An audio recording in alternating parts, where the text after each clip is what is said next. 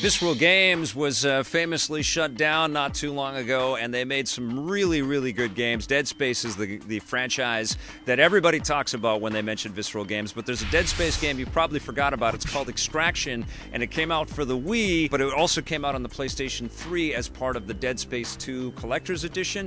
It's a light gun shooter. It's an on-the-rails experience in the Dead Space universe, and I remember being very surprised when I reviewed it. The light gun with the Wii remote was perfect. It felt great. You know, light gun experiences with that Wii remote actually were really solid. It also worked with that Wii Zapper peripheral as well, or the PlayStation Move controller.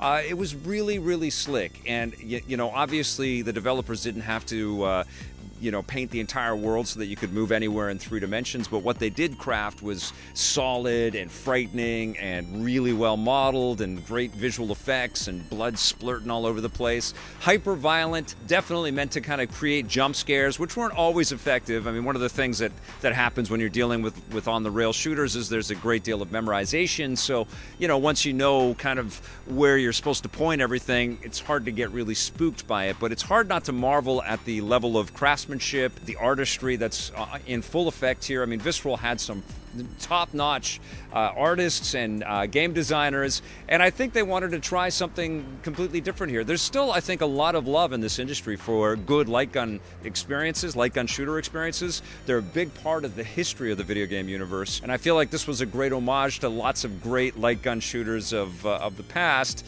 but it holds its own, and it definitely still holds its own as a great buried treasure.